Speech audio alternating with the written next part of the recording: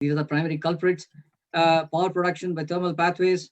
And then I've made a small title, which I call myself, I call it the hydrogen economy, decarbonization, and Teesside University's programs.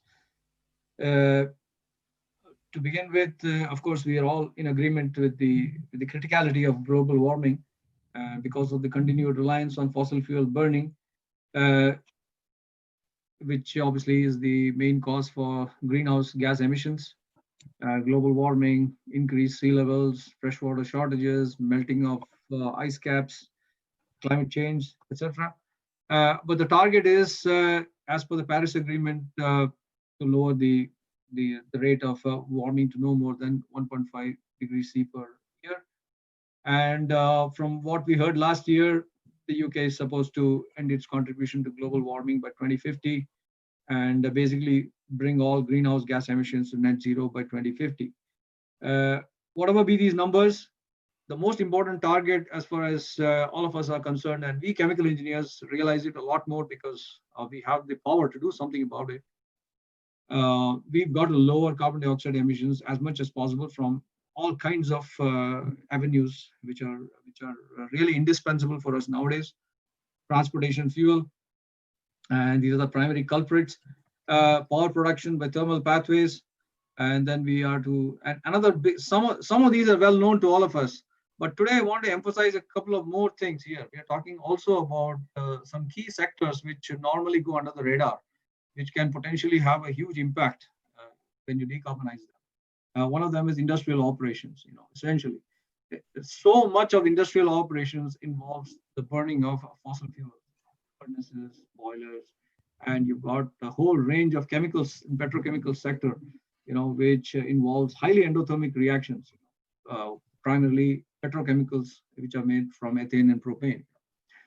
Then in addition to it, there is this the brutal cement production sector, which occupies almost 8% of the total in terms of carbon dioxide emissions.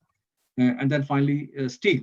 Steel is one big greenhouse gas emitter, primarily because the usage of coke as a reducing agent, which I'll talk a little bit later about how it can be targeted there. In addition to lowering carbon dioxide, obviously we are parallelly developing materials and processes with a way of harnessing renewable energy, be it solar cells, be it wind, geothermal, use of biomass, biomaterials, carbon dioxide to value-added products, and making hydrogen in many such ways, which are a combination of these aspects, and then eventually all contributing to decarbonization. So that is the overall landscape in front of us as of now. Why are we hyping hydrogen so much? Because somebody did mention that they were skeptical about hydrogen. I hope in some way, in some small way, I'll try to address that. I'm the first person to say that hydrogen is not the be-all and end-all solution of all energy applications. But I will still say this, that hydrogen is needed for certain kinds of transportation to begin with. When I start with transportation, I don't mean I'm fixated with transportation, but one of the key aspects, one element of transportation will definitely need hydrogen. And I'll talk a little bit about that. In addition to it, the chemical sector as fuel for heating, fuel for decarbonization of shipping, and perhaps in the future, air transport as well. Many of these things I don't have time to address today, but I could address it in the course of conversations, in the course of question answer sessions and so on. So I have only a limited range to cover in this particular PPT. Of course, this has to be done in tandem with renewable energy solutions, including solar, wind, biomass, geothermal, and so on. Everything has to happen in parallel. The most important thing with hydrogen, which I hope to bring about today, is its value beyond its perception as a mere energy vector. Everybody thinks of hydrogen as an energy vector, and they're basically saying, okay, we take hydrogen, we just burn it, and you'll only get you'll only get water. That is one element of hydrogen's its impact. So let us see what are the big things here. We are talking about ammonia. One of the biggest chemicals worldwide being used is ammonia.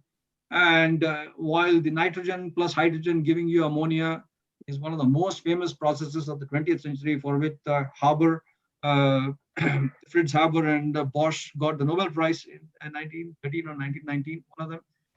It was a massively complicated reaction, but it ended up fixing nitrogen, and it provides the bedrock for over 100 years. And even till today, we are primarily using essentially this process for making ammonia.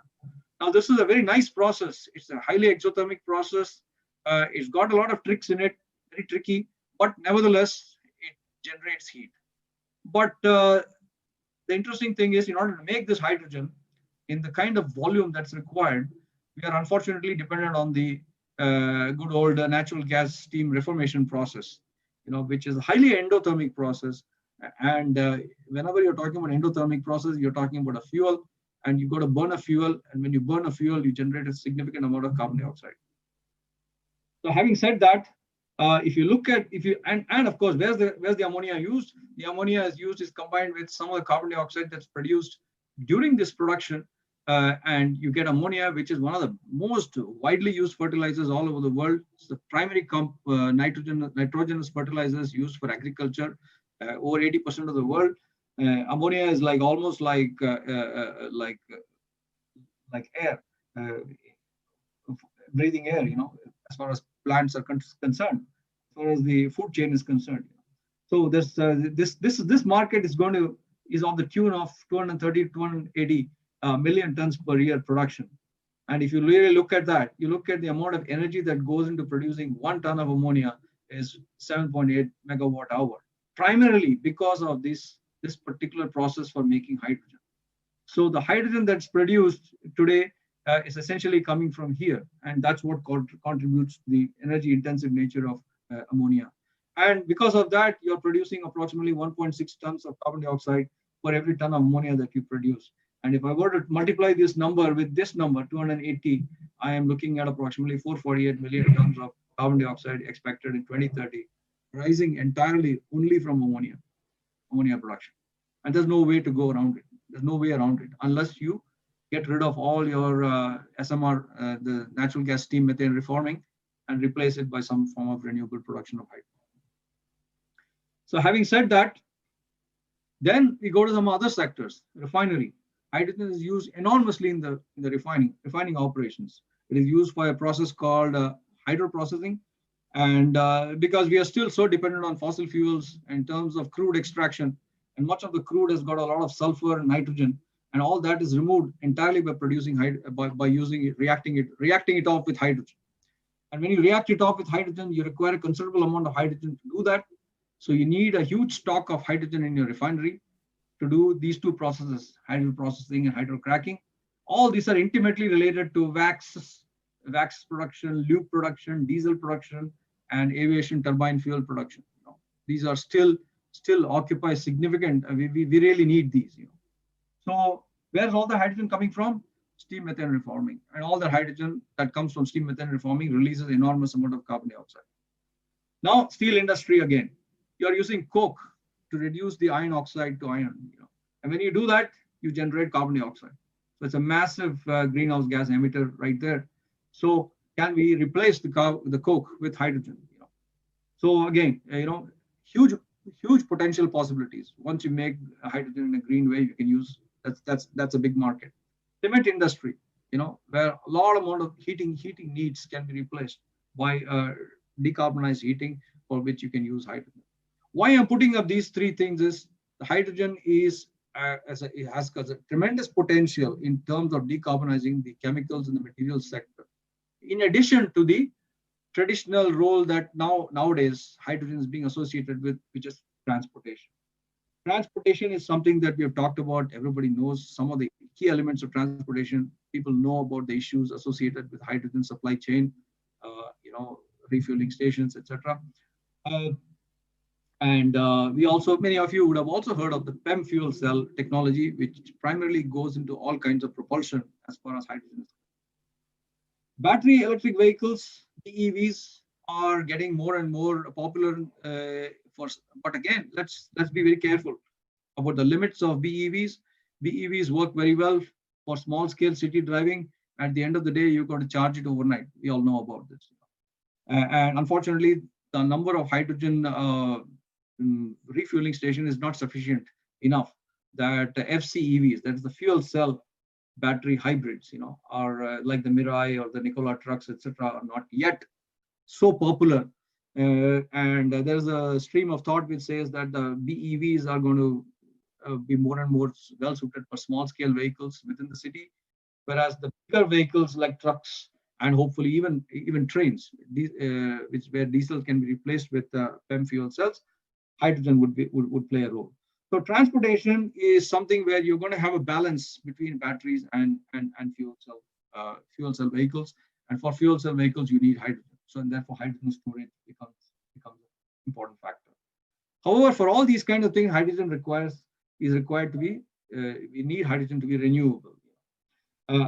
For some time, and this Paul was when I came into the meeting, Paul was discussing this.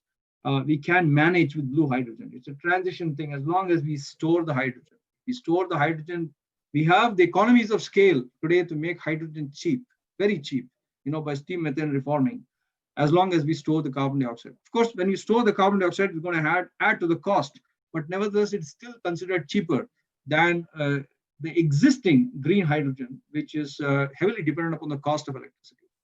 But it is to be hoped, as the cost of electricity starts coming down with more and more renewable options associated for electricity production, hope the cost of renewable power starts coming down. And when renewable power starts dominating the grid, you might hopefully end up at a situation where the hydrogen would be very economical enough so that green hydrogen production by electrolysis would gain traction. In addition to that, hydrogen applications for heating, I'll just give you a small number that I got from Dodd's paper. Paul Dodd is at UCL, and those people are all part of the Hydrogen Supergen consortium, and they publish a lot of white papers on these areas. And he had done a lot of calculations on the energy usage in terms of heating. And we are talking approximately 10 gigatons of carbon dioxide that's coming from fossil fuels, which eventually are emitted because you are meeting the demands for the heat in buildings and industry globally. And this is for about 2011.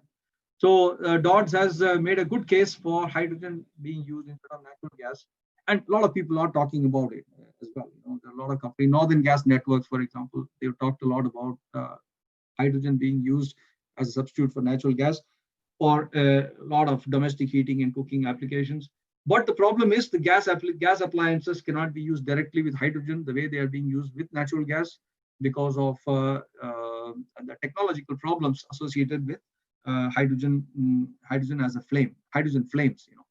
So in order to meet up to the high speeds of hydrogen being a very light gas, it travels at a very, very high speed. And in order to do that, you have to redesign your burners. So other than major retrofit, it's quite possible for most of us to be able to retrofit our existing gas appliances for hydrogen application. But again, there's a bigger problem. The bigger problem is how do we transport hydrogen in terms of pipelines? The existing natural gas pipelines cannot handle 100% hydrogen. The debate is going on. What is the limit here? How much of hydrogen can be actually put into the pipelines? Is it 5%, 10%, 20%? People have argued that up to 20% is possible, but there's a lot of testing going on in this area. But at some point of time, we'll get to know bit by bit, what we need to do in terms of pipelines to make it more and more compatible for hydrogen. Because hydrogen is not is very tricky when it comes to being transported in pipelines. So having said that, hydrogen production options, we are now in the gray world where we produce lots and lots of carbon dioxide for every ton of hydrogen that we produce.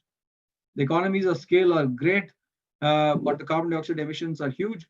And if you are able to trap the carbon dioxide, store it, and utilize it, we are ending up with this so-called blue hydrogen. And this blue hydrogen will do the job for some time, but at some point of time, very soon, we will have to make the transition to green hydrogen. And when we talk of green hydrogen, we are basically talking about utilizing all kinds of renewable power and using electrolysis to produce hydrogen and oxygen. This is what is called a typical PEM electrolyzer, polymer electrolyte membrane, PEM electrolyzer. And one of the key markets where this is turning out to be very useful is what is developed by ITM Power. ITM Power's main business focus appears to be what is called grid balancing, where you are able to store excess electrical energy to make hydrogen via electrolysis. And then once you have stored the hydrogen, and in terms of electrical deficit, that hydrogen can be used by operating the PEM fuel cell, PEM electrolyzer as a PEM fuel cell, which means you operate in exact opposite direction. Of course, hydrogen produced from electrolysis, whenever there's an extra amount of electrical power, can be then used, injected into the natural gas pipelines. Of course, there's another area which is developing very strongly, which is high temperature electrolysis, where you basically electrolyze steam, and you can electrolyze carbon dioxide steam mixtures coming out of flue gases as well, which is what is called co-electrolysis. We can talk about that later. But the advantage of steam electrolysis is that it requires 30% less electrical power. So if you are able to generate heat by some other sources of any kind, then steam electrolysis would actually be a good bet. And this is primarily used for most stationary type of application. So we can talk about that as we go along. As far as Teesside University is concerned, we are looking at several new centers which are coming up now within our university, and one of them is the Industrial Decarbonization Hydrogen Innovation Center. The other one is the Tees Valley Net Zero Innovation Center. These are areas, these are sectors where enormous amount of hydrogen-related programs and decarbonization-related programs are being worked up right now. And one of the projects that we are working on is the European Regional Development Fund project, where we are coming up with that there's a two-pronged goal in this. One goal is to make a hydrogen laboratory and a catalytic membrane reactor demonstrator. We have chosen this particular process for a specific reason, that we can reduce over 30% in carbon dioxide emissions when we lower the temperature by using a membrane reactor. So this is a very, very nifty process variation. And of course, it's got a lot of technological challenges, which we are trying to address right now. This is part of the technical part of our focus area as far as ERDF mandate is concerned. In addition to this, of course, this is our laboratory, which is now the verge of commissioning right now. And this is our hydrogen production unit right here. And we've got all the safety gizmos here, which have been installed. And thanks to our working closely with some of the SMEs in the Northeast. This is the commercial angle of our ERDF project, where we are essentially providing a considerable amount of consultancy for SMEs in the Northeast, the Tees Valley area. And starting from 12 hours, the very, very basic scoping, networking and review type of consultancy, followed by more detailed testing services and more advanced guidance, which is over a longer duration, all the way to a concept or even a product development in the future. So our role with industries is strongly mandated in the ERDF project. And we are already, and Paul will have a couple of slides he will discuss about that, or some of the work we've done with some local companies. So this is sort of an overall mixture of some of the issues associated with hydrogen. I just hope that some of the key points to take home is, obviously hydrogen is quite a critical element of decarbonization because it can impact the chemicals, the materials, the energy, and the transportation. Hydrogen cannot obviously it cannot be thought of in isolation. You have to have a combination with effective renewable energy sourcing and utilization. At the same time, carbon dioxide and carbon dioxide capture utilization is vital. Key barriers: supply chain, hydrogen transport, hydrogen storage. Hydrogen storage is something I've not been able to talk about, but that is another issue. As far as our university is concerned, we have an extensive program towards an extensive mandate towards hydrogen economy and enabling SMEs to grow with hydrogen and towards decarbonization. Well, I'll just stop there and apologize. Taken a little longer than required. So I'll leave the floor to questions and to Paul and see how we want to do it. Thank you very much. That was a great introduction and overview that certainly sort of gets us on in the right area and thinking about, I guess, some of the right questions to be thinking about. Are there any quick questions now, or should we have Paul's presentation next? Okay, Paul. Yeah. Okay. Let me just see if I can share screen.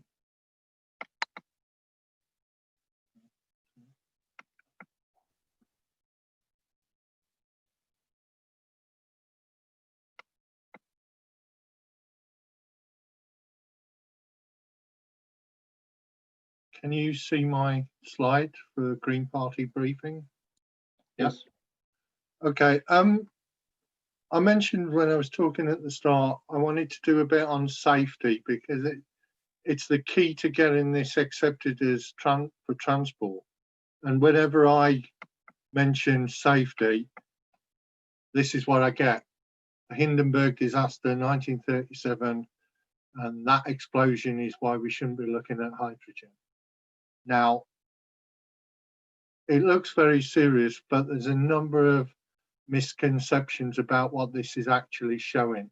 So I want to talk a bit about the properties of hydrogen and how they contribute towards safety and how we can use them to our benefit. If we look at some of the general properties for hydrogen, your combustion products are basically water, which is why it's favoured.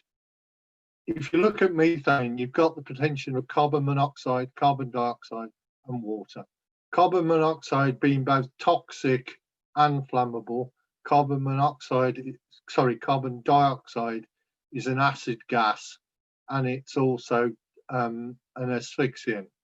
So not nice products from the point of view of combustion. Both gases are odorless. For methane, we developed a series of hydrogen-based smell additives. Sulfur-based smell additives that are now generally recognized by the general public. But you can't put those smell additives into hydrogen because hydrogen disperses much more rapidly than the actual additive. So you can build up a concentration of hydrogen in an area before the smell component actually gets there. So we're going to need different odor components and get the public to accept them in order to be able to use hydrogen safely. On its own, hydrogen is not a greenhouse gas. Methane is, and it's a very significant greenhouse gas, considerably more of a problem than carbon dioxide, its combustion products.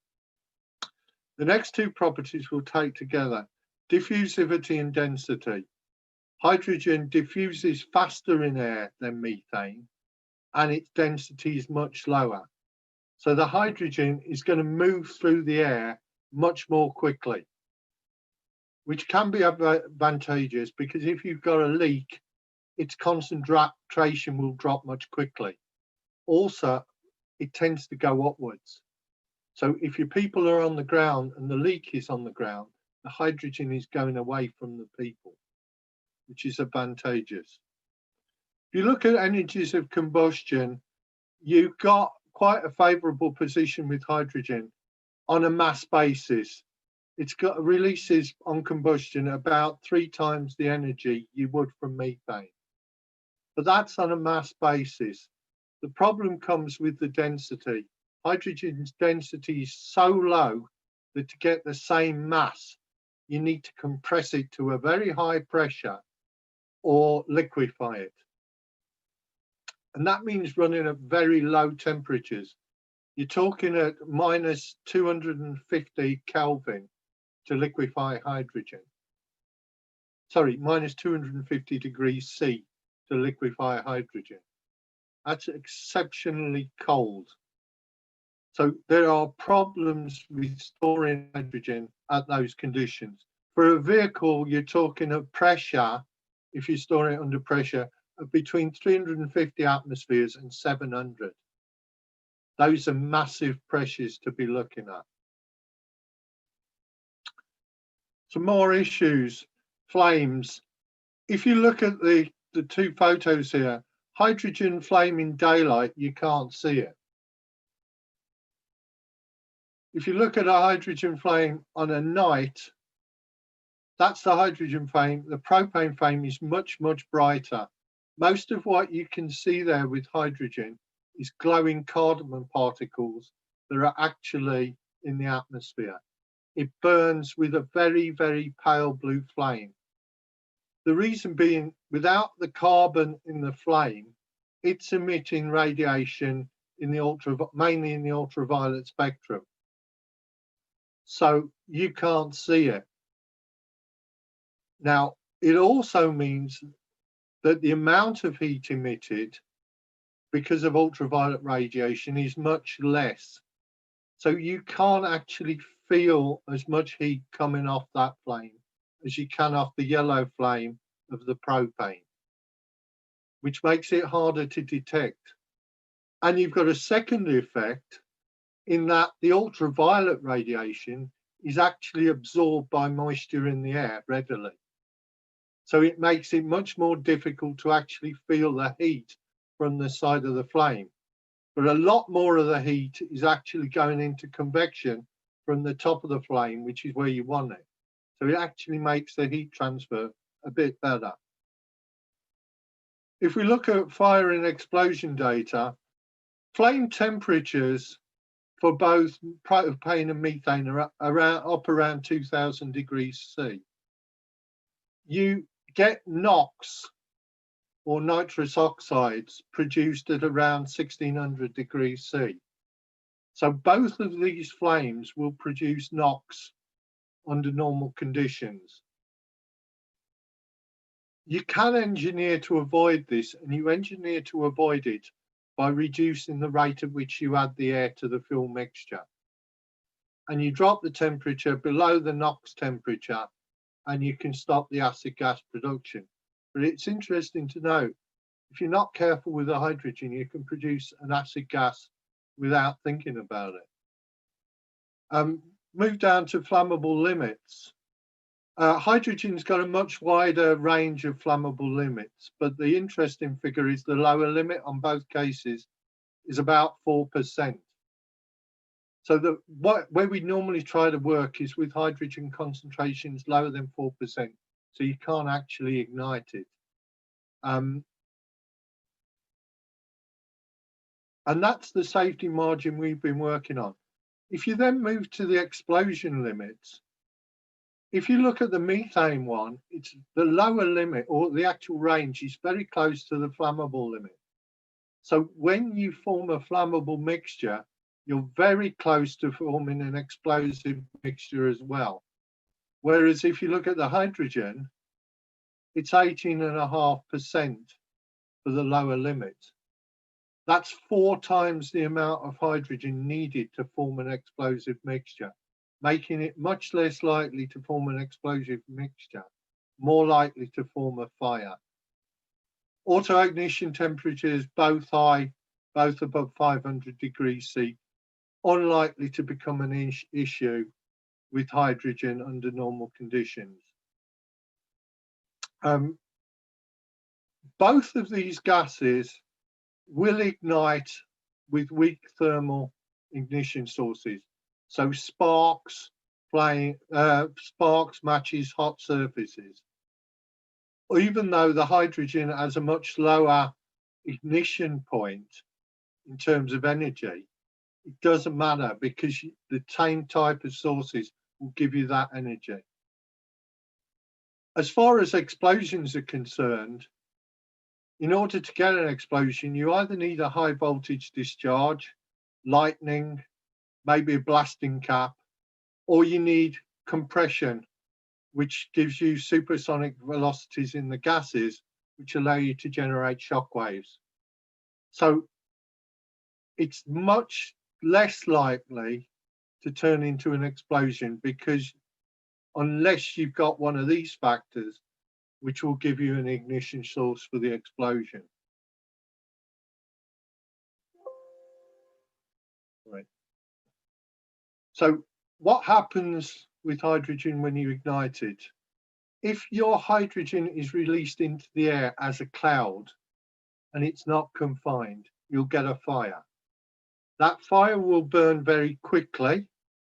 It will combust all of the gases very quickly, but it won't create an overpressure. Now, in an explosion, the overpressure is what causes most of the damage. So if you're keeping in the fire region, although you get damage, the amount of damage is significantly reduced. And it's very unlikely with a hydrogen air mixture, you're going to get it to detonate and actually explode. You need external confinement. If you put the hydrogen in buildings, then your ignition becomes much more likely. Because it's confined and constricted, you get flame acceleration, you possibly get supersonic velocities, and then you'll get an explosion. So my comment would be, we shouldn't be using hydrogen, particularly in high-rise buildings.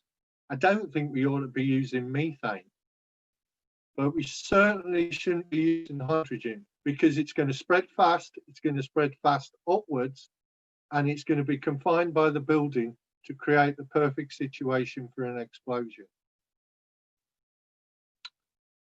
If we want to go back to the Hindenburg, I mentioned misconceptions. That picture is not showing an explosion, that's showing a fire. You might see puffs on the video, but that's actually the hydrogen bags bursting. It's not an explosion. And it's not enough to observe a blast wave. In none of the pictures do you see a blast wave, so you didn't get an explosion there. What you see in the photos are billowing yellow flames. That indicates there's carbon there. The carbon is probably coming from either the rubber bags that held the hydrogen, or from the diesel fuel oil that was still on board, or from the other combustibles in the airship. But what you're not seeing is the actual hydrogen flames. What you can see from the shape of the clouds is that that heat is being carried upwards, and it's carried away from where the people are. So the blooms are all on the top of the airship, not on the bottom. And a lot of the people actually survived the disaster by jumping out of the gondola before it hit the ground. It's likely, though it's not been confirmed, most of the deaths were caused when it hit the ground and the fire was actually on the ground. And it's not necessarily the hydrogen that's caused that. The hydrogen caused the fire to spread quickly, but by the time it's hit the ground, most of the hydrogen's gone. So that what's burning then is the fuel and the other combustibles chiefly, and that's probably what caused the deaths to the people. So there's a number of things we can take away from this. Hydrogen is advantageous as a fuel because it goes away from where the people are.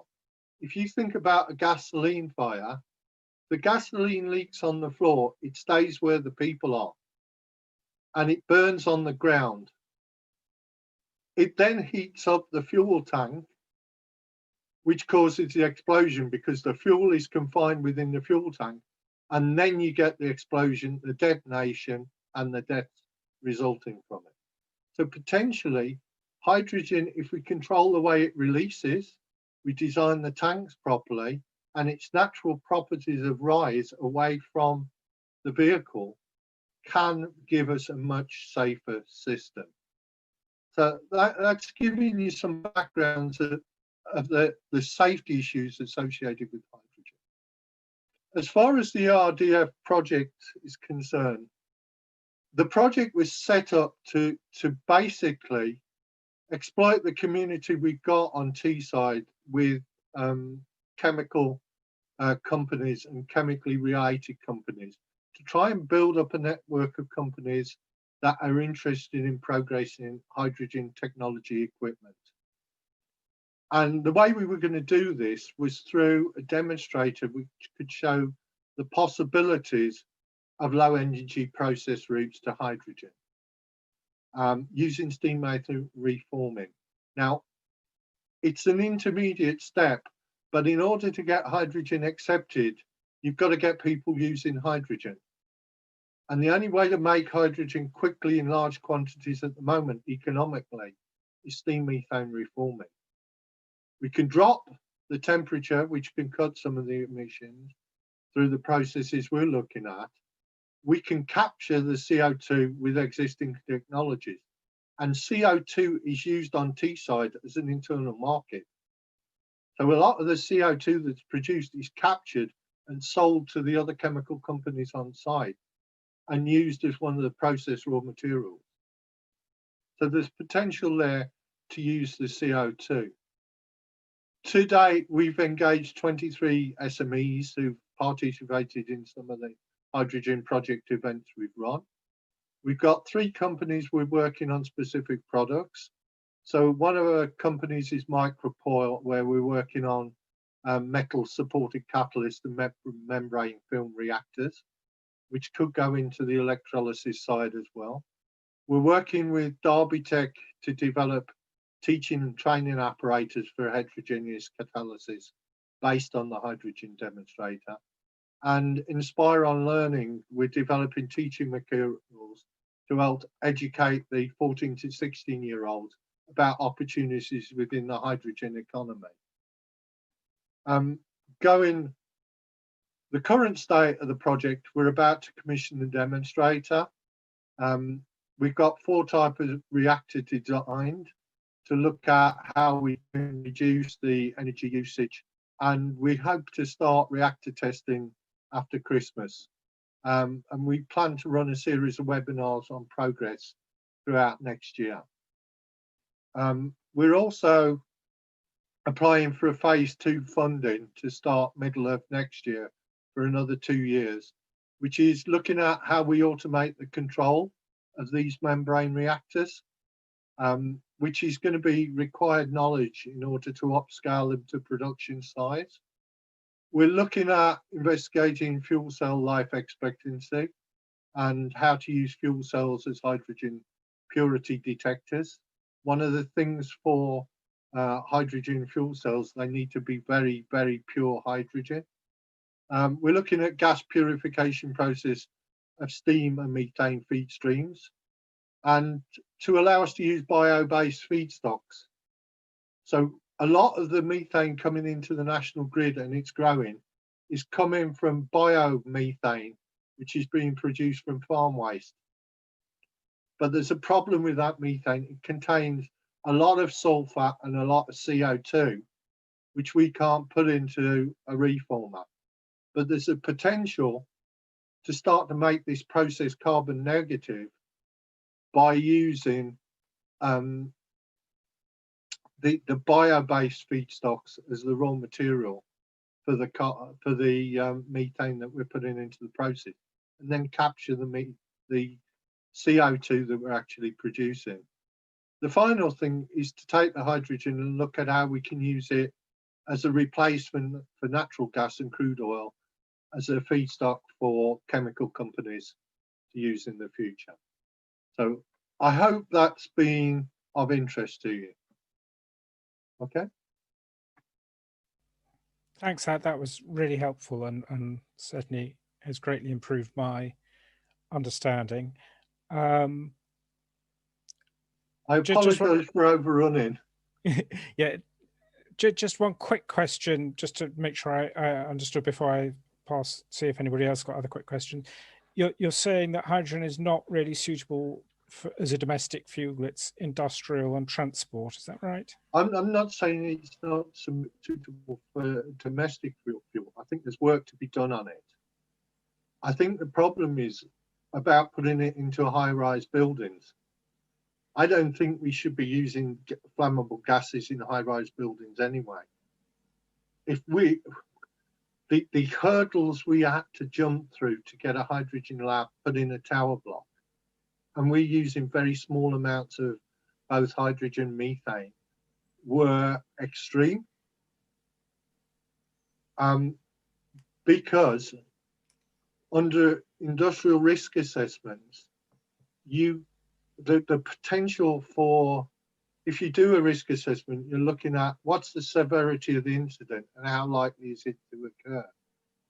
The severity factor for that tower block is I've got potential of 200 people upwards above that lab. So if it happens that we have an explosion, I kill 200 people. Ideally, I remove the people from the hazard and I can't kill them.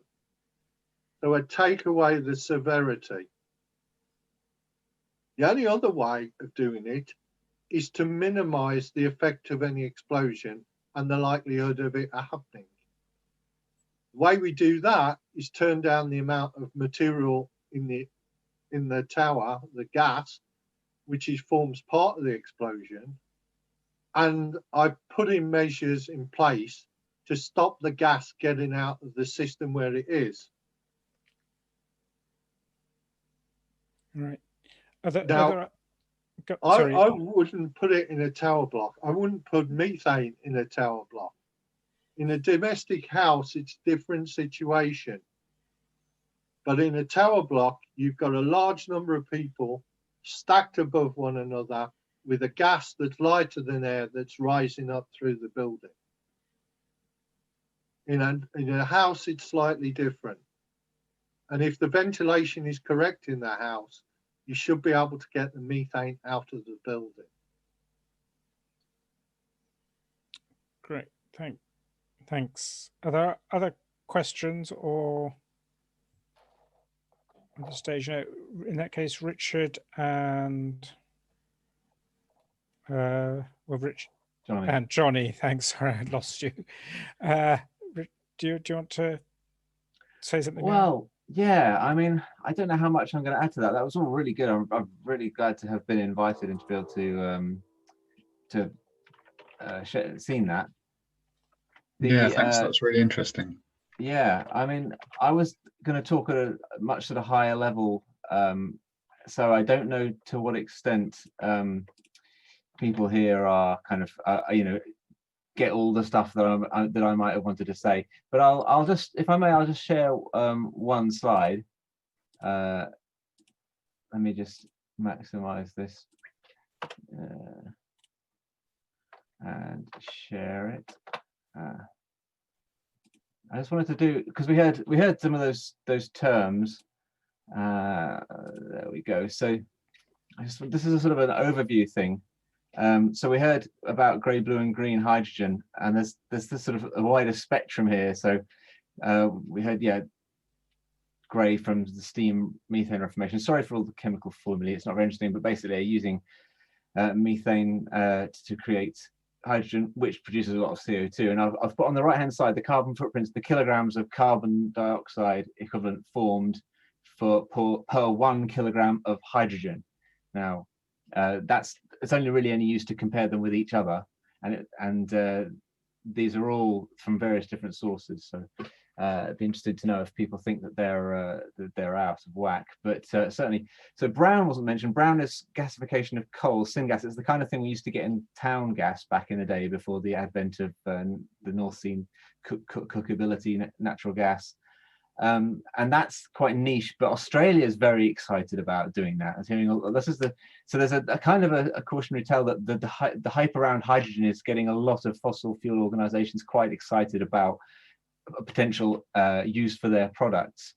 Brown, so you can see actually it's quite carbon intensive, not as bad as grey. Blue, so yeah, that we've said steam methane reformation with carbon capture. So it's sticking a kind of a thing on the process to grab that carbon. And I've read different figures, a theoretical like 96% capture. I think 90% is more sort of more kind of characteristic for the current state of play. I'd be very interested here if anyone's got any different figures there. And so that can take that to down to about a kilogram. So you're still getting an equal amount of by weight of carbon dioxide as with hydrogen.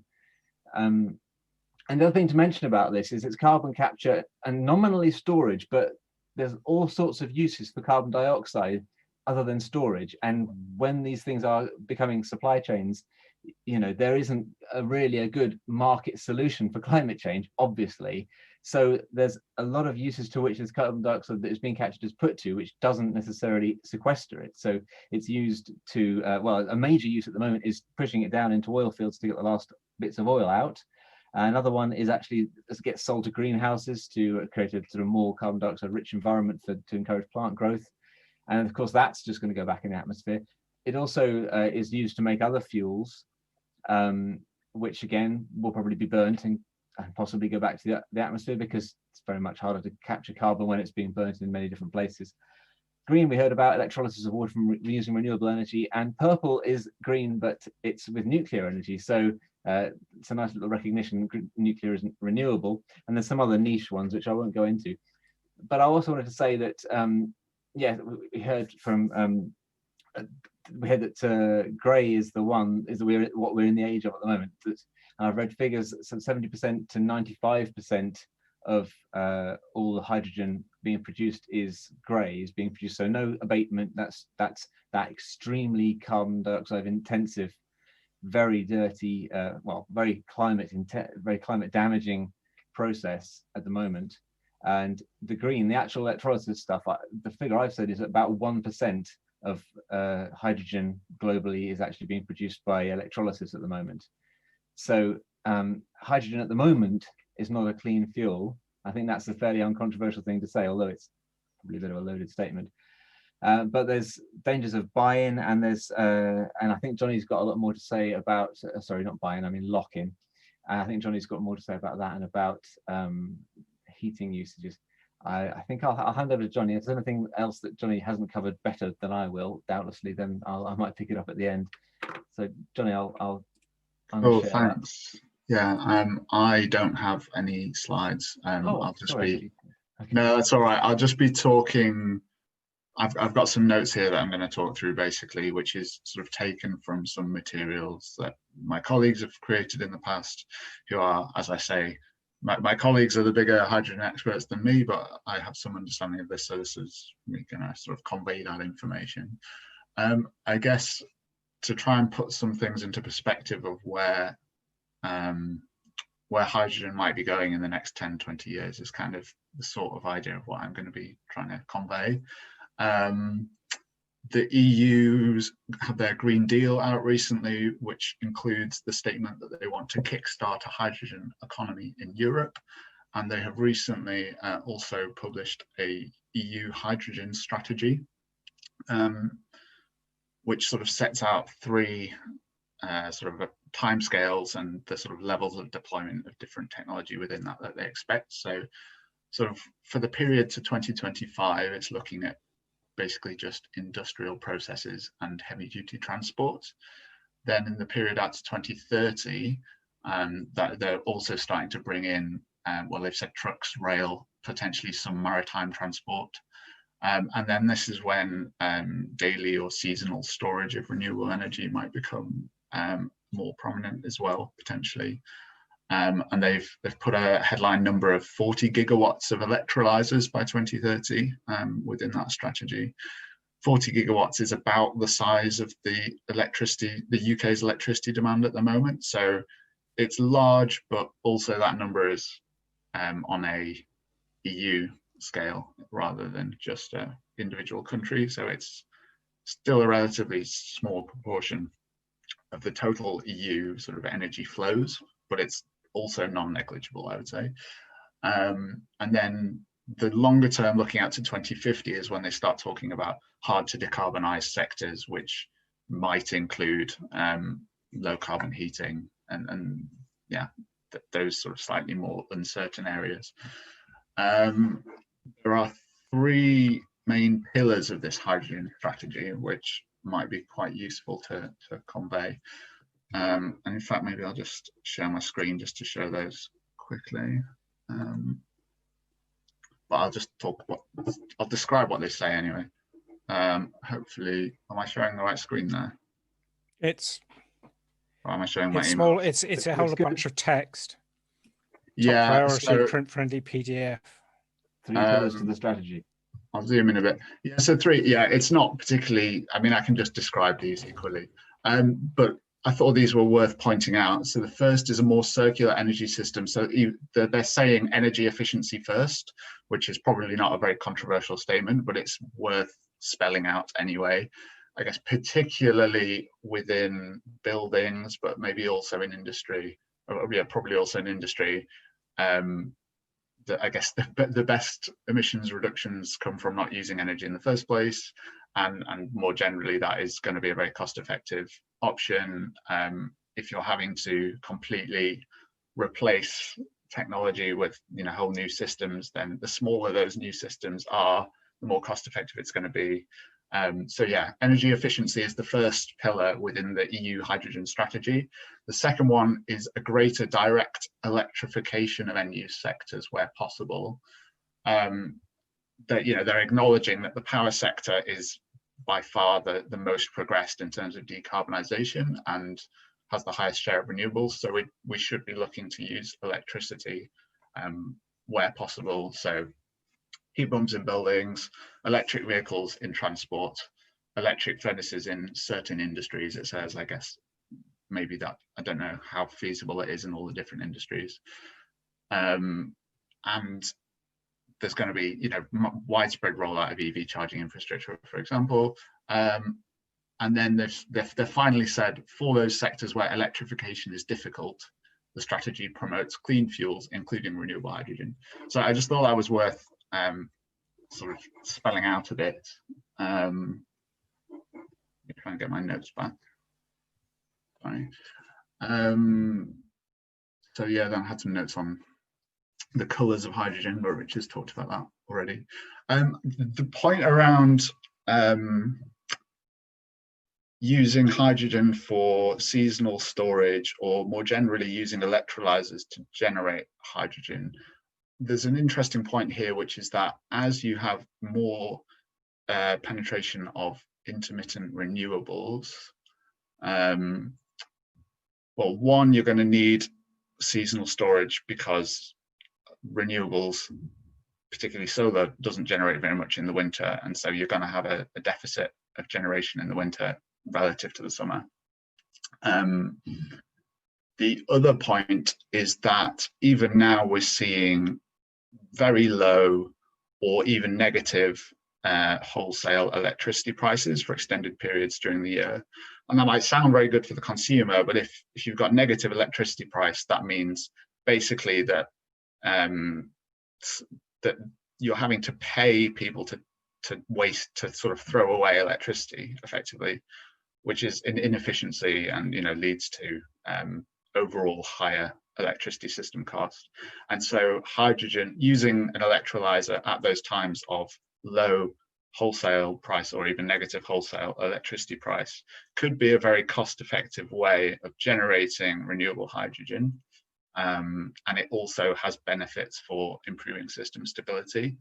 But that's all kind of contingent on being able to get scale with electrolyzers and things like that, which obviously isn't in place yet.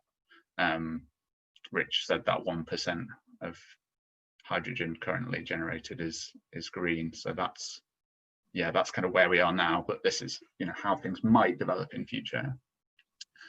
What else? Hydrogen is, yeah, it's well suited to a range of applications. I think particularly sort of more heavy duty transport and long range transport could be well suited to hydrogen. However, equally, you might find a situation where we have catenary wires running along motorways that that lorries are using to get over the problem of having to have unreasonably large batteries. Or you might find, I mean, the speed of electric vehicle chargers is going up and up.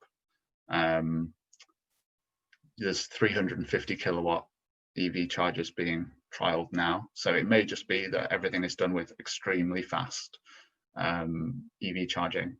That's kind of to be seen.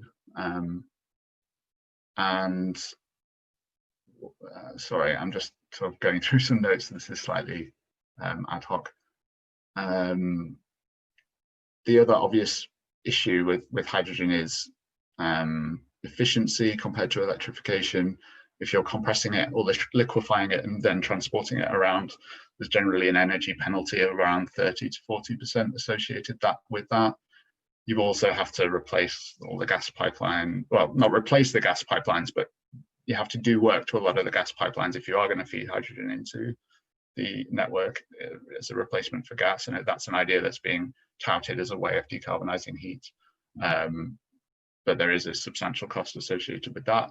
However, I know that within my company, we did one study looking at different pathways for decarbonisation of heat. It was for the National Infrastructure Commission. The hydrogen pathway actually turned out cheaper than the electrification pathway for decarbonisation of heat in that study. And that was the big difference that caused that, was that heat pumps are very expensive to install. I mean, that's one study, but it's worth pointing out that there is no cheap option, I suppose, and that all of these are worth bearing in mind. But yeah, I guess to sort of finish up, I would say that it's still quite uncertain. There definitely seem to be some very good applications for hydrogen in industry and potentially some heavy duty applications. Other areas looking more uncertain. So I'll probably stop there and let Rich add anything that I may have missed. Yeah, I just one point I had that I'd like to sort of get across is the sort of scale of the need. So if we were going to transfer our domestic heating from natural gas to hydrogen and then generate that hydrogen through renewable energy, then the amount of renewable energy you'd need to do that on top of the electricity you're going to be using anyway before you converted your heat. So our domestic natural gas consumption for heating is about 310 terawatt hours. That's was that 310 billion units of electricity, I believe that is. That's for the UK. So a unit of electricity being a kilowatt hour. So so if you're going to generate that from hydrogen, then there's a penalty, obviously. So you're going to be looking at you're going to need more than that amount of energy from electricity. You're going to need about 340 terawatt hours of electricity. And to put that into perspective, our domestic electricity usage is 104 terawatt hours. So basically, you'd need 3 times as much energy as we currently use in our homes to generate the electricity to power the hydrogen electrolyzers to put hydrogen to heat our homes, if you see what I mean. I hope I've explained that all right. And whilst, yeah, I could believe that with the current economic setup, yeah, I could believe that hydrogen might be a cheaper option. I want to read that study and want to sort of know what sort of assumptions they made about the sources of hydrogen, if that was taking into account the cost of the LCOE for renewable energy, generating all that stuff purely green, or I suspect it's more carbon capture and storage, and then then we're into the big sort of supply chain systemic issues for actually where is the financial model that pays people to capture this carbon and stick it under the ground instead of doing profitable things with the carbon dioxide that will leave it ending up in the atmosphere. So the flip side is that if you do the work on the houses, and if you're going to have to replace everyone's gas boiler with a hydrogen gas boiler anyway, you're going to have to go into every house and replace all these things. Well, okay, we can't afford that much electricity, so you're going to have to do something about the energy efficiency of houses. If you're going to do something about the energy efficiency of houses, then actually maybe those heat pumps start looking a bit better. And if you're using heat pumps, then of course you get the coefficient of performance. So you actually divide down the amount of heat energy you need. So instead of adding an efficiency penalty because you've converted it from hydrogen through electrolysis, you divide down and you gain an efficiency benefit from using a heat pump, which has a coefficient of performance, a magnification factor of heat to produce that heat. So yeah, I'm skeptical about the use of hydrogen for heating. Yeah, I'll jump back in actually, because you've made a good point there about the National Infrastructure Commission study that was based on blue hydrogen. So there you are. I guess that's because we're looking at, it's dealing with the scale of the whole country. But then, yeah, I think we are agreed that there are very, very serious potential issues with relying on that. So I think we'll stop there and let's hear what everyone has to say. Okay, well, thanks very much. That's all been really, really interesting, and I've certainly learned a lot and feel I've got about 10 million questions, but I've already asked some. So is it who has some questions? Martina, and then Denise. Yes, this was all very interesting. I was particularly interested in the bit about the safety of hydrogen, because that was always my question. And but I'm also looking, I mean, I heard you say that it's not safe in high rise, but it's a different story in individual houses. I live in a bungalow. I don't fancy having hydrogen exploding all over the place. So, you know, it would take a lot to convince me that this is an option.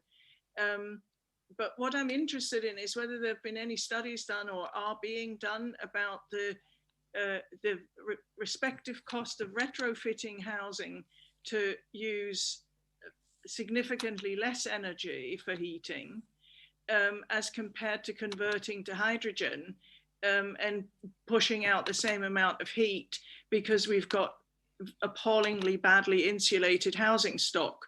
And into that equation should also go the job creation potential for retrofitting in terms of the social consequences of having a lot of people in decent, technically demanding jobs that are actually necessary to make the world a better place.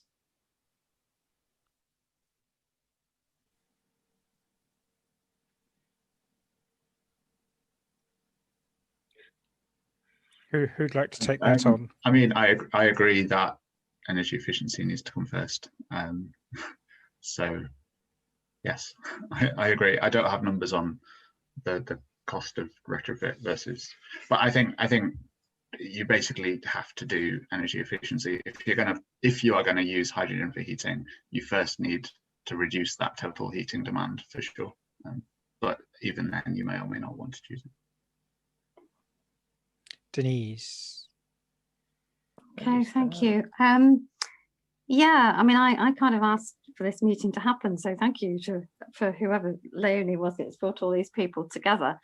And one of my motivators for that was this enthusiasm that Northern Gas Network seem to have, that in order to survive as an organisation, they want to pump our gas pipes full of hydrogen to the extent that that's possible, or use hydrogen for space heating in homes. And I kind of, you know, welcome all the stuff that Richard has described about why energy efficiency should come first on that basis. It just, what you said does kind of support that, really. It'd be good to have it all written down in detail. I think Northern Gas Networks are actually putting 5 or 10% of hydrogen into our gas supply, I understand. Not quite sure when they're starting to do that. And it's part of our local LEPS sort of strategic approach at the moment. So it's something I wanted to understand better. So that's not necessarily a question, but you could comment on that. My second question was the green hydrogen. It sounds like, you know, as you said, it's 1% at the moment. How do we get more research and focus and sort of active research and demonstrators into the green hydrogen part of it that we probably do need to fill in various gaps? Yes, I'll take that. Green hydrogen is of two types. One is the low temperature one, which is done by the PEM technology, the polymer electrolyte membrane technology, where there has been an effort as much as possible to lower the cost of the membranes which are used. You know, there's the electrolyte membrane, which is known as the Nafion, which is made by one company in the world called DuPont. And essentially they have a complete stranglehold over the whole supply. But I guess by the manufacturing volumes, at some point of time, cost of those things will be reasonable. And in addition to it, PEM type of devices, whether it's electrolyzer or whether it's fuel cell, requires precious group metals, which is basically platinum and palladium and rhodium, ruthenium, and so on. So these kind of materials, but the good thing is, over the years, this technology has become quite mature, and people have managed to lower the dependency on precious group metals enormously. And now this technology appears, the PEM fuel cell and the PEM electrolyzer technology appears to be quite mature, quite mature, and it can be done really very reliably for both electrolysis and on the opposite direction, which is the PEM fuel cells. So many companies are actually able to do it. It's no longer a situation where it's kind of, research driven, really speaking. And we have some very good professionals who are still continuing to work in some of the cutting edge areas as far as are concerned. They're trying to look for alternate to precious group metals and so on. So there's an enormous amount of research going on in this area.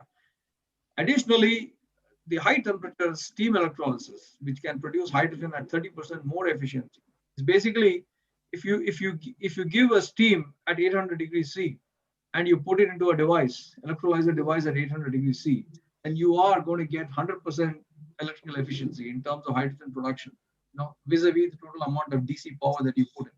So it's that efficient. It's so efficient that it can once you provide a certain amount of heat, you can have a tremendous, highly efficient hydrogen production at all. But the problem with those high temperature systems are that there is still some materials degradation going on. And again, there's a huge amount of the research community which is going on project after project after project, new materials, different material science, and trying to really understand how high temperature materials behave. I'm one of those fellows who is interested in those areas. So yes, I mean, to answer your question, it's a huge amount of R&D going on right now. Is there somewhere where it's already happening, or is there potential for it to actually? I'll tell you. Renewables are being generated to actually make that link up. Yeah, I'll give you an example. In Japan, there's a huge program called ENEFARM, ENEFARM, ENEFARM. ENEFARM is the widest application of fuel cells for high what's it called? What's the right term for it? Co-production of heat and electricity for homes. And not only do they use PEM fuel cells, they use high temperature fuel cells. It's a combination. These are all small micro fuel cells. 600, 700, 800, 1 kilowatt, 2 kilowatt fuel cells, all installed locally. Locally in different homes where they have a combination. Whereas for high temperature fuel cells, you don't really need hydrogen. You can operate with methane directly, and you can convert it to one or two. And methane means, biogas. Essentially, you can use biogas for time, which is renewable. So and so the Japanese have installed if you look at ENEFARM in the website, you'll get the enormous amount of information about how they're doing it. It's one of the most widely publicized use of fuel cells and electrolyzers. Put it all together. So that is one place I can recommend. There's a project as well that my company Element Energy is involved with called Gigastack, which is funded by the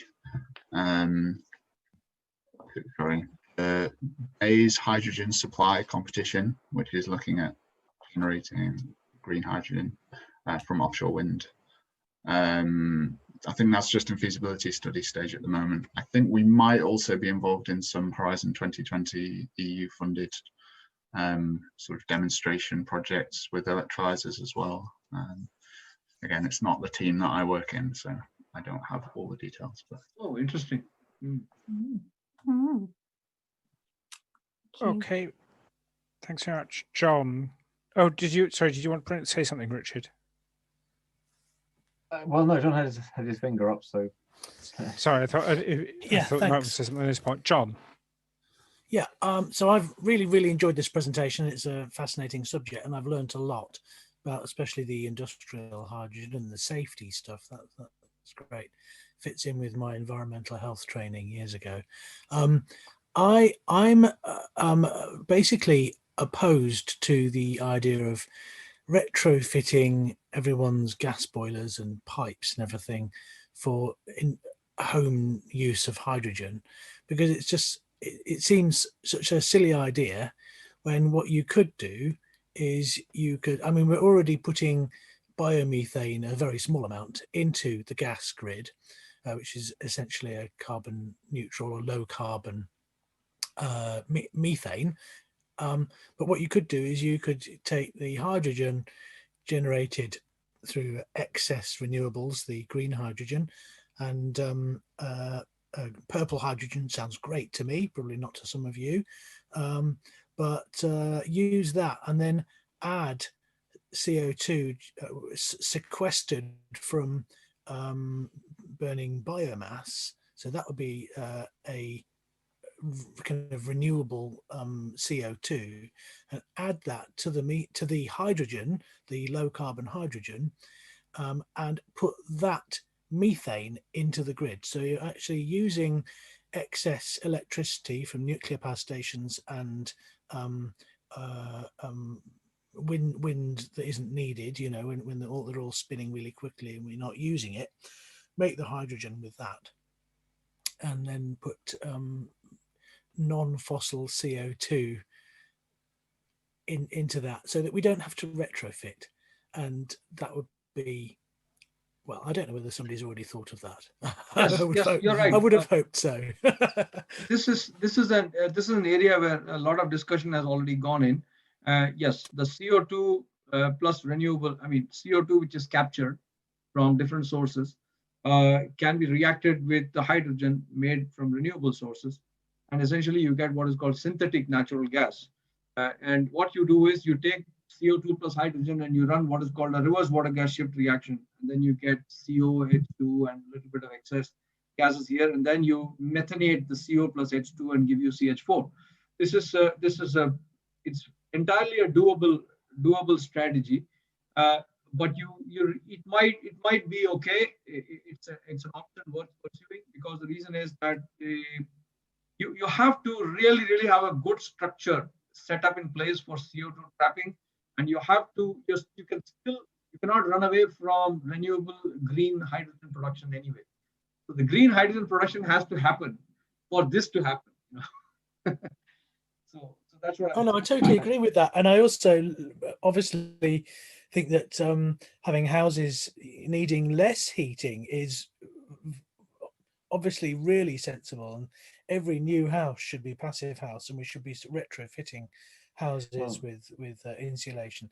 But I think we're still going to need some domestic heating for cooking over the near term, and we replace that with electric heating and electric cooking over the next few decades, if we're still around, of course.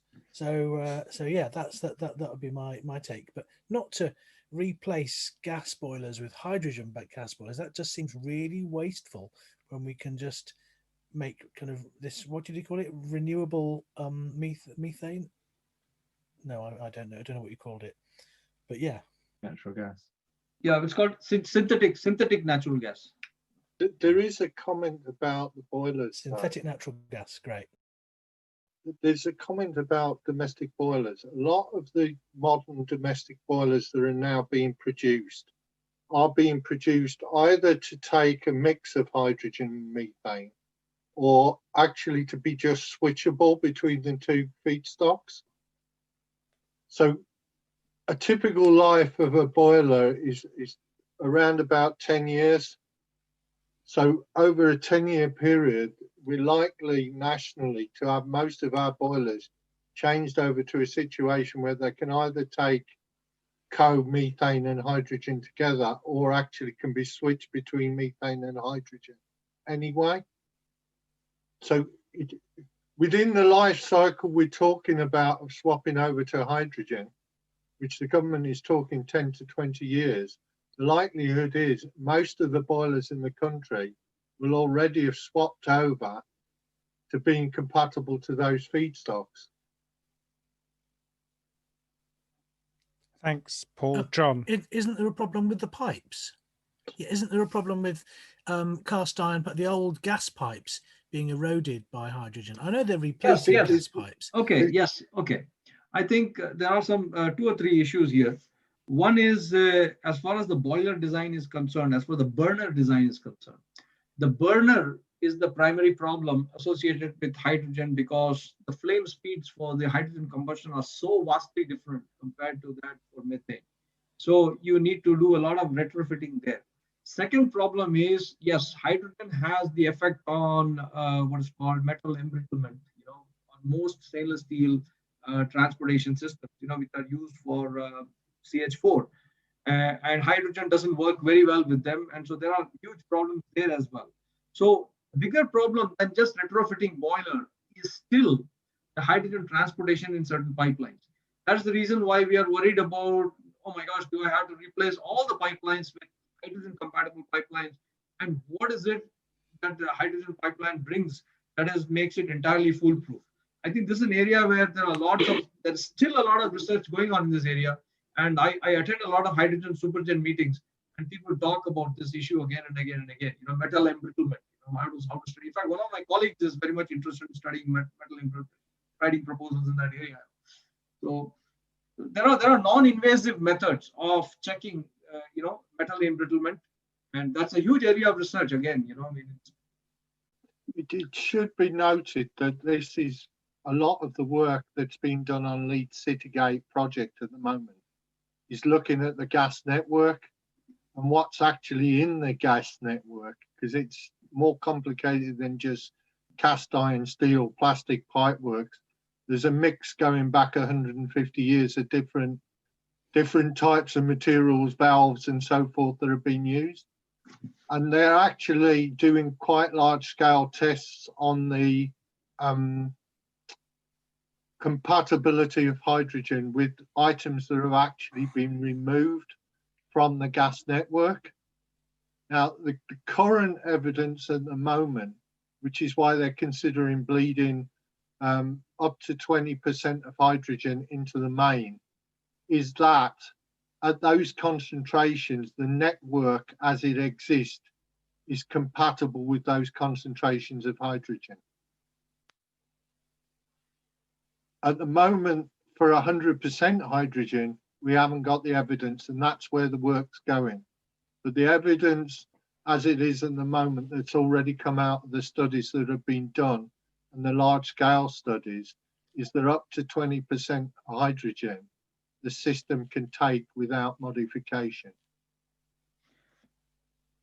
You see, the other problem is that when you're talking about the synthetic natural gas and you're getting CO2 and hydrogen together, there are numerous outlets where CO2 can come out and can be captured. And those are totally different from where the hydrogen can be released. So mixing these two vectors together is going to be a bit of a problem. So it works in certain cases, but it might not be a universal solution. So, and it comes back to what I was saying before, that the amount of energy we need to generate, because okay, so with your green hydrogen, with your high temperature green hydrogen, maybe you can get near enough to 100% efficiency. If you now start mixing it back again, that hydrogen, to produce your synthetic natural gas, then you start hitting efficiency penalties again. Yeah, and you're looking at just the sheer amount of energy you have to generate from now in electricity to create that natural gas. It's not a long-term solution, really. It's a very plausible descent path, let's say, out of natural gas, but it's not. I don't think it's not a net zero long-term solution, in my opinion. I would just want to discuss one more thing, one more vector here, which I thought while we are talking about it, we could talk about this also. The importance of hydrogen, because I raised ammonia a little bit, in my presentation. Ammonia as a source for fertilizer. But now there is an increasing push for ammonia as a potential fuel for shipping, because what happens is it's a totally decarbonized solution. A stage will come when all the hydrogen is being produced entirely by renewable green methods, and that hydrogen can work with nitrogen and give you ammonia. So now the production of ammonia is going to be broadly exothermic, not endothermic. Once you take care of the hydrogen that comes from somewhere else, basically, and that comes from the natural resources that's available to you. So if you've got a natural renewable resource like wind and solar that can provide you a large amount of electricity, and that electricity goes making into hydrogen, that hydrogen can be combined with nitrogen in a standard Haber process, which is a highly exothermic process. And so you're not basically now paying the energy penalty in producing ammonia. So gone will be the days when you're pumping an enormous amount of energy and CO2 for every ton of ammonia produced. Once you have reached that situation, ammonia has not only got a fantastic market for fertilizers, but ammonia has got a beautiful storage capacity for hydrogen. It can store 17 to 18% by weight of hydrogen. So all that hydrogen coming from the renewable sources is now going into ammonia, and that ammonia can be stored very easily in ships. So now you're talking about ocean liners, ocean tankers, and very, very large journeys where you will be able to actually manage with ammonia as a potential storage fuel. And this is a very, very exciting area because it can essentially. Otherwise, what are your options? Your options are using diesel or anything of that nature on your ships. So. Can I just ask, because presumably when you burn the ammonia as a fuel, you get water and nitrous oxide, and so you're back to having acid rain, aren't you? Well, that's the thing. The thing is that I am looking, and there are many others who are also looking in this field of solid oxide fuel cells, where we try to use solid oxide fuel cells to combust ammonia. And the reaction, the electrochemical reaction of ammonia with oxygen giving you NOx is not that much favored. And under those conditions, what happens is the ammonia actually splits into nitrogen and hydrogen. And so what happens in those fuel cells, the hydrogen begins to do the reaction, and the nitrogen is inactive enough at that point not to form NOx. So this is the trick. This is where the technology is trying to adjust this. And the same thing goes for ammonia combusted engines. In fact, ammonia is actually being used to combust with hydrogen to adjust the flame speeds. Really, ammonia has got a very slow flame speed, but a very high flame speed, and combine them together, they do that. But you can adjust your temperatures, you can adjust your air flows in such a way that you minimize your NOx formation. And if NOx does form, we have the technology available in terms of NOx traps, which are essentially used already in diesel powered vehicles. You have a lot of NOx traps at the end, and technologies are available, and particularly in storage in stationary areas.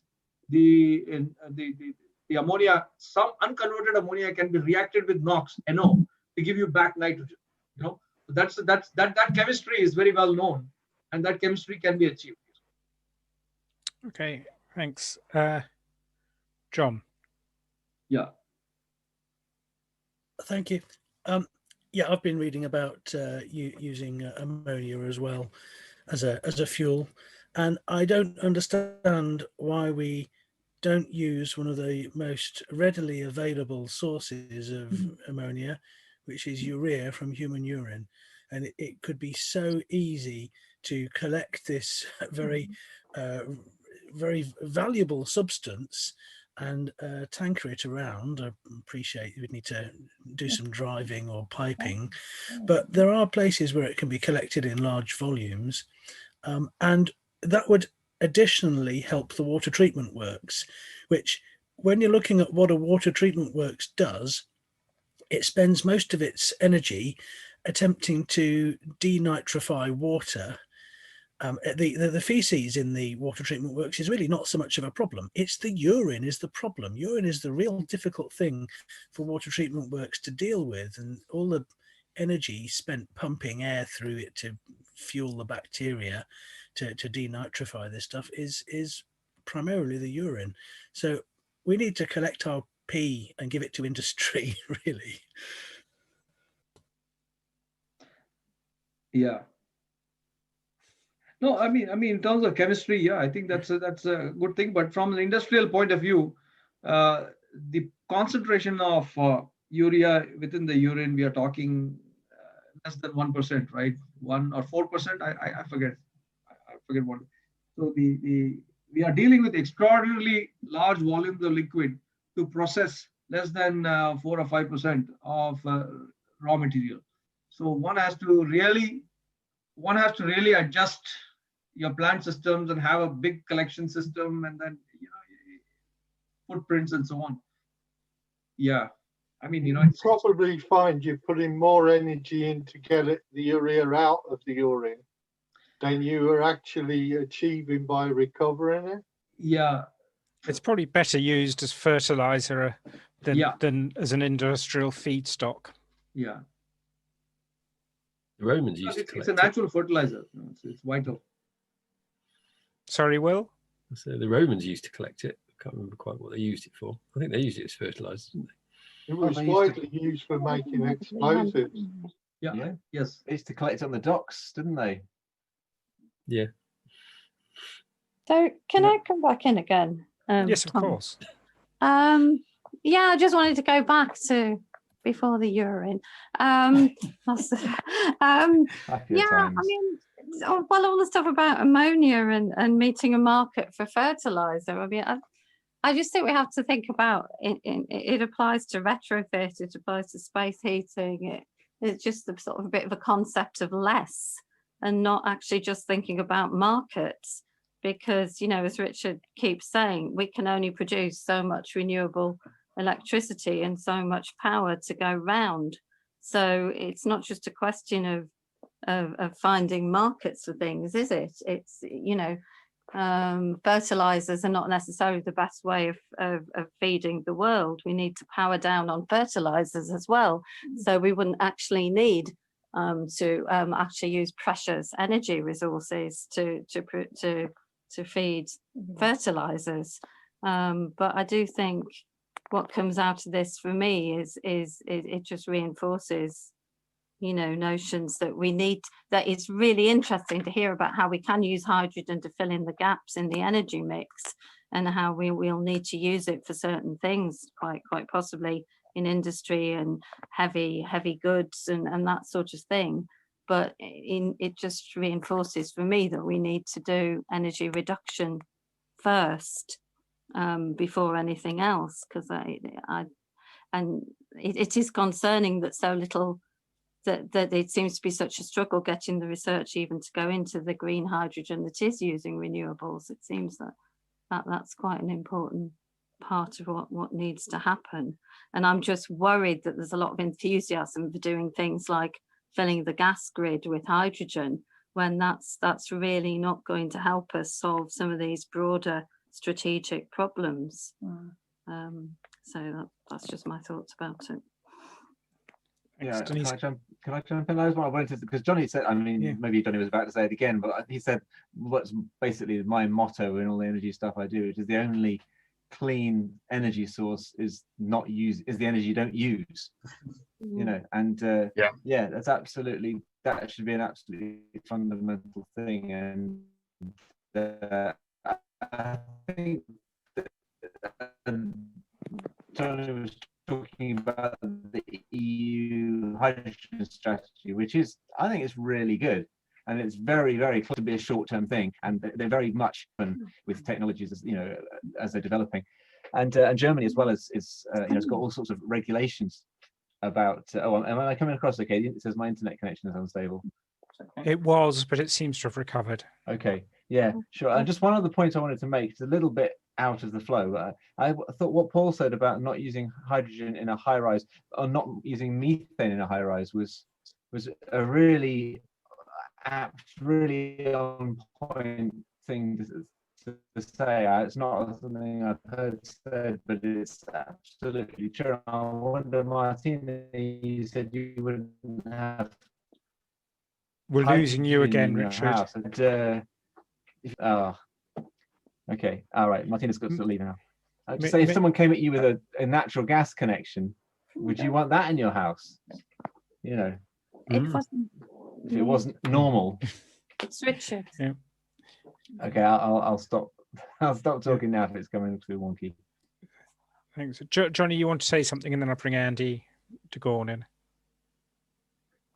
I was just going to point out as well that, you know, the EU's hydrogen strategy is saying efficiency first. So, you know, it's not, I don't think it should be a controversial thing to say that efficiency needs to be first. There we are. Okay, thanks. Andy, to go on. Yes, I've sent Denise in the other room now. I wanted to raise a question about this the transport applications. I mean, obviously it's quite interesting the points about shipping, and I still don't quite understand the chemistry of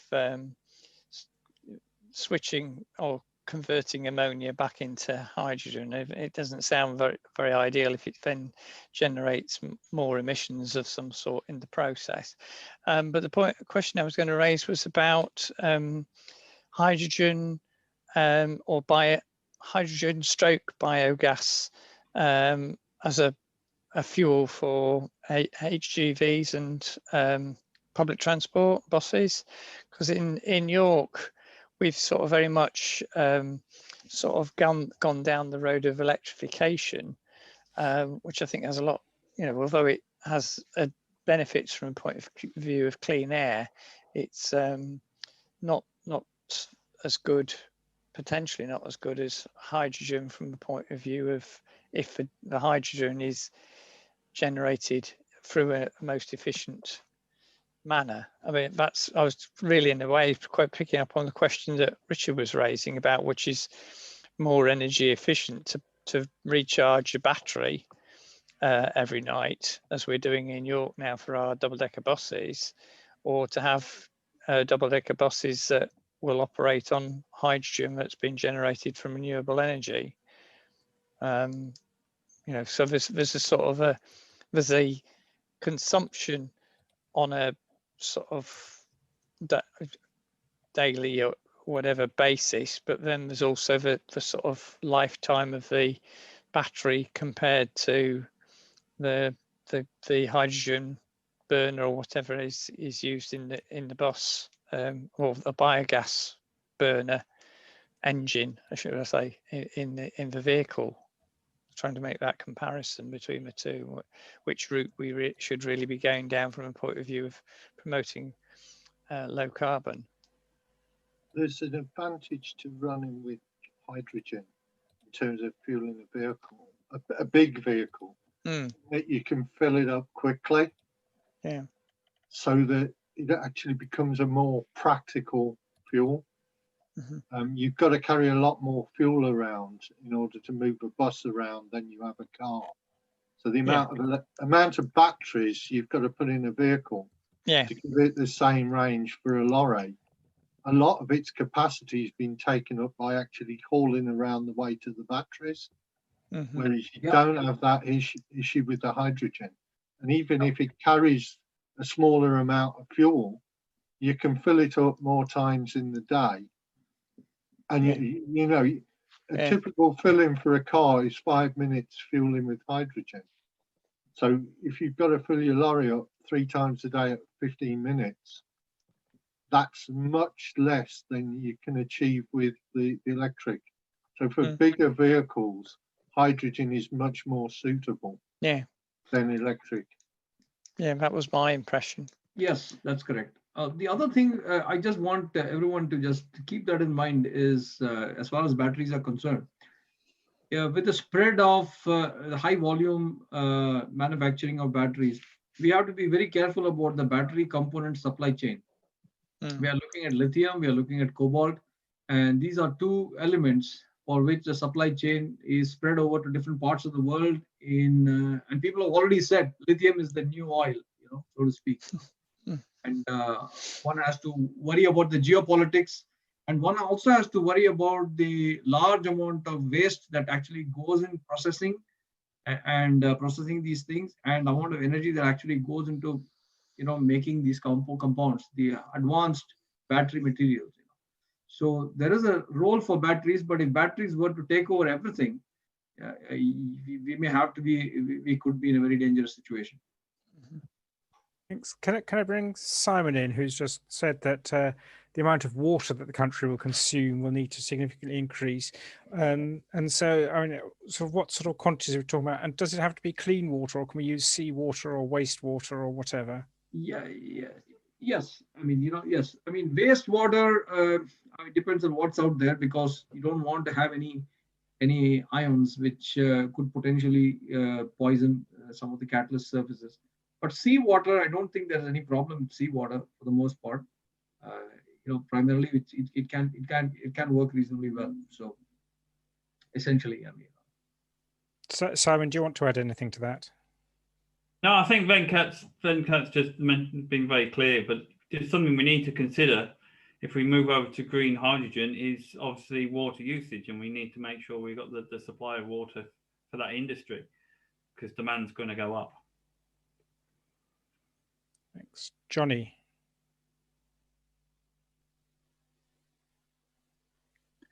The point around hydrogen versus electricity for buses and the like, My understanding on this is that a lot of it comes down to duty cycles. So if your bus is doing a very long distance per day, then probably you need to charge up during the day, and then that reduces the amount of operational time, and that becomes a big problem.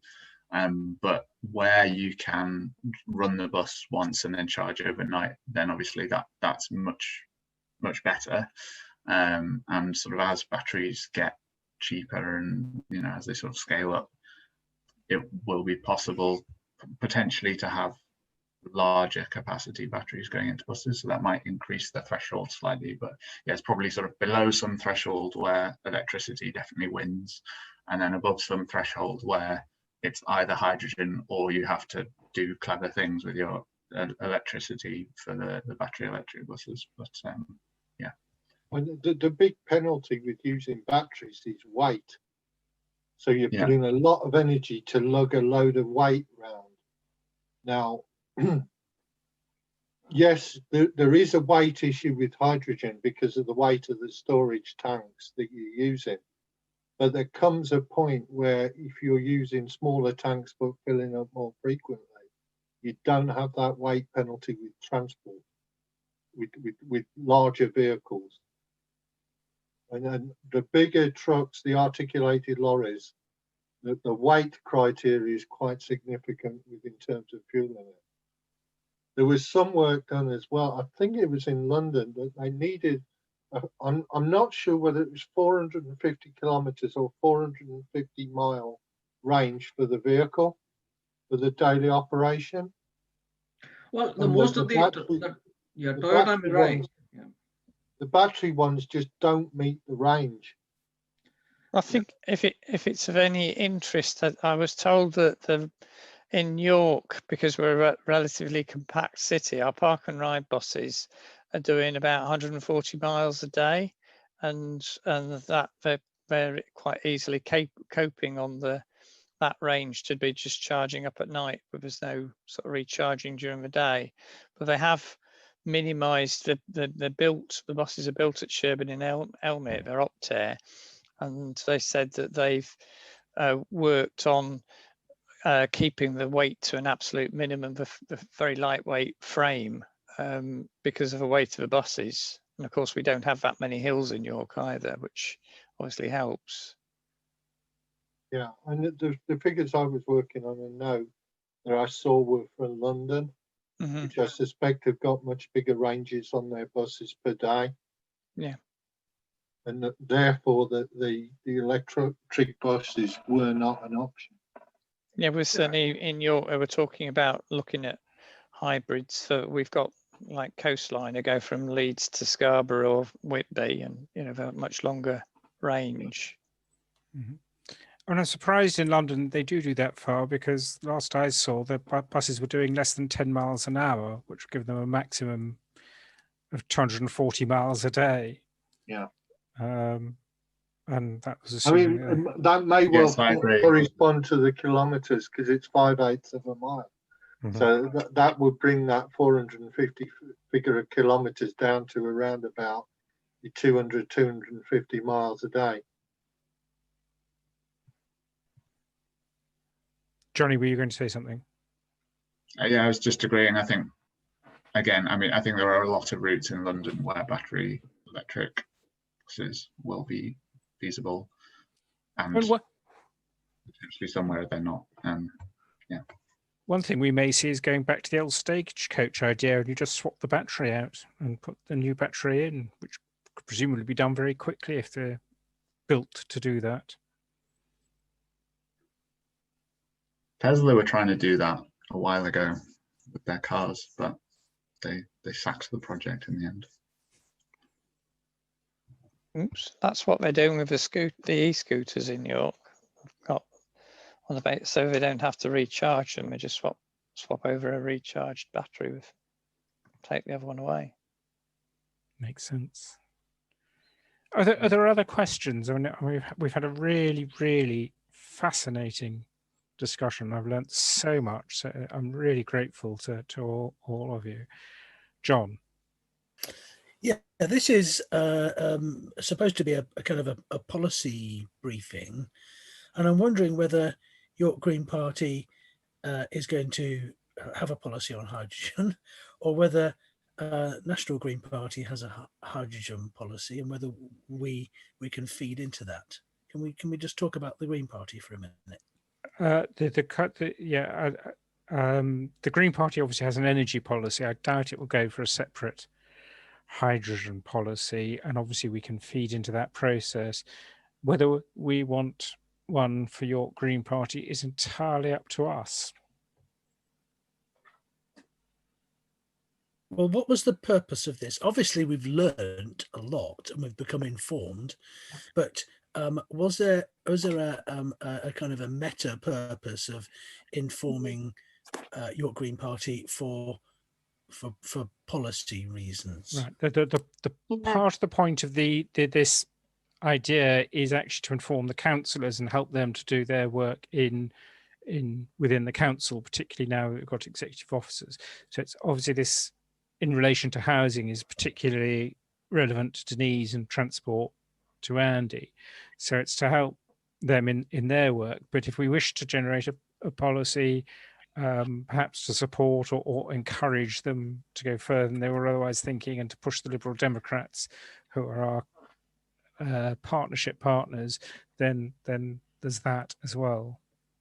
Richard, I saw your hand up a minute ago, and then I'll bring in Denise.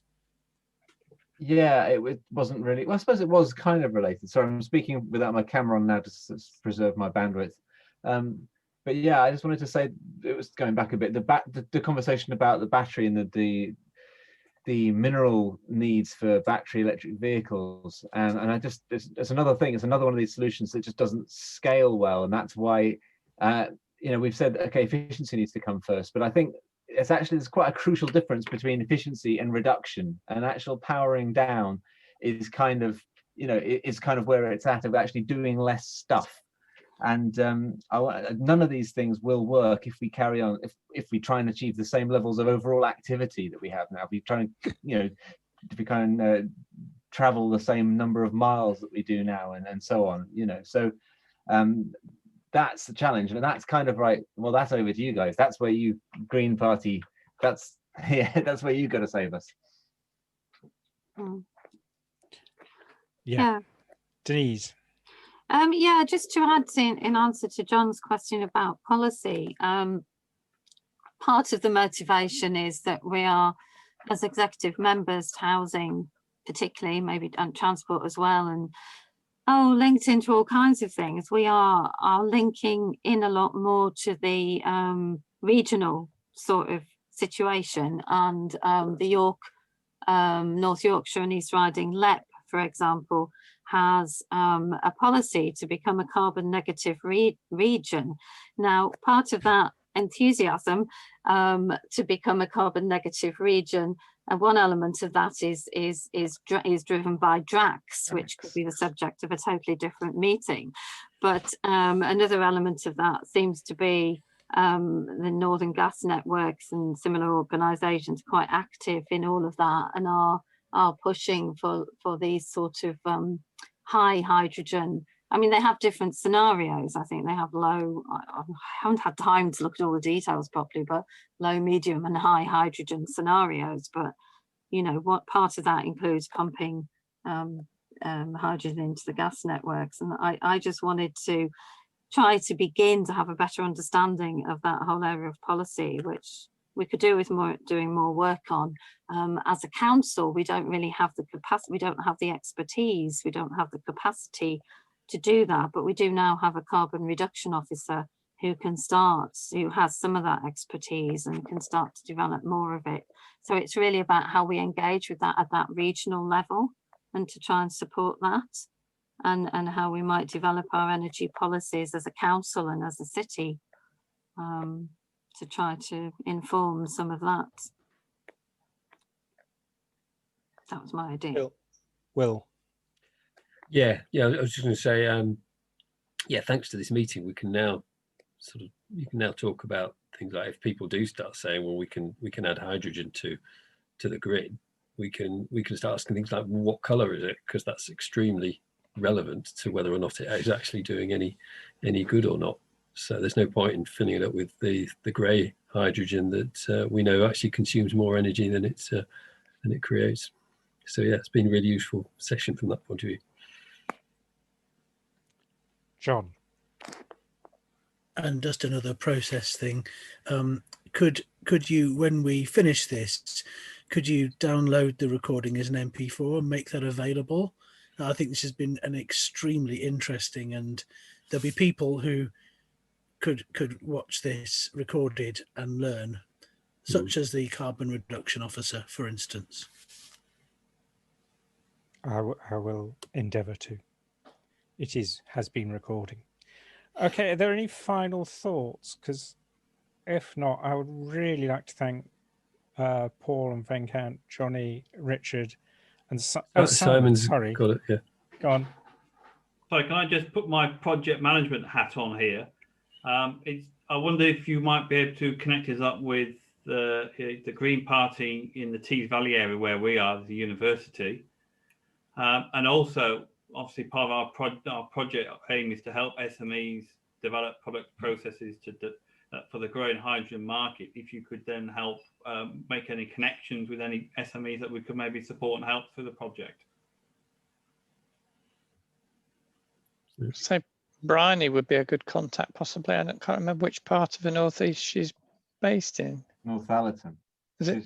No, she's moved. She's gone from there. She's up. I'm trying to remember because I mean the obvious starting point is, and I can't remember who it is actually the field officer, who's then got contacts into all the local parties in the area. So I will find out who that is from our local field officer, who's a part-time paid employee of the party and so has wide contacts throughout the region. I'll pass him your details. If you can give me your contact details in the text, I'll in the chat, I'll forward them to them, or I can forward theirs to you when I've dug them out. I can send you Simon's email address if that's all right, Simon. Yes. Okay. Well, thank you all, as I say, very, very much. Oh, Andy. No, just a thumbs up. Okay. Well, thank you all very much. That was really, really informative and useful and interesting. And I think we've all come away a lot better informed than we were, and a lot to think about. And we will be making use of some of that. And hopefully it will actually inform and change what is happening in York as a result. So many, many thanks. Really grateful. Thanks. Thank you for the opportunity. Thank you all. Going to go now. Is there an AOB for making announcements? Because YC have got a few events coming up. We'd like to plug at you. If you must. Yes, you absolutely may. Okay, great. Well, I'll wait for that. Yeah, we've got a draft proofing workshop we're doing. I'll just copy the event link into the chat. So there's the Eventbrite link. That's the 16th of November, Monday, 16th of November, coming up very soon. 7 p.m. It's online, of course, like everything. And yeah, that's looking at getting ready for winter. What can you do? Easy, low cost interventions you can do in your house to sort of improve the thermal performance of your house, and not cause any damages, because of course you can do yourself a mischief by blocking up too much ventilation. So that's everything you need to know about that. That one. We've also got it's York Environment Week. I imagine you'll know all about that. We've got a couple of events we're involved with in that. 1st of December, 7 to 8. What is your home made of? And I'm doing a talk about power politics. The politics of the electricity grid, and the kind of my thesis is that basically, power engineering is political. And that's going to be the 3rd of December, 7 till 9, for a sort of a bit of a whistle-stop tour of the history of that. And that's, yeah, and there's lots of other York Environment Week events I encourage you to look at on their website. That'll do from me now. If you could just send me the details, I'll put my email in the chat. I will make sure it goes out to the next newsletter. But I'll put it on the general chat one for the one on next Monday, because it's too late probably for the next newsletter. Simon. Yes, so if we're doing promotions, then I'll take the opportunity. So the Hydrogen Project's actually got a webinar on the 9th of December.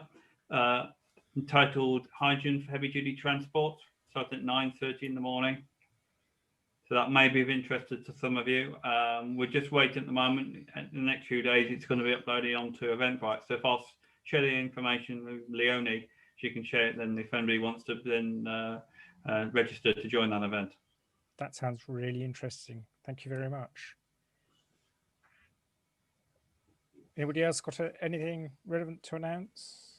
No. Okay. Well, thank you all very much. Thanks. Thanks, everyone. Thank you. Thank you. It's been really Thank you. interesting. Yeah, Thanks. really good. Thanks for organising.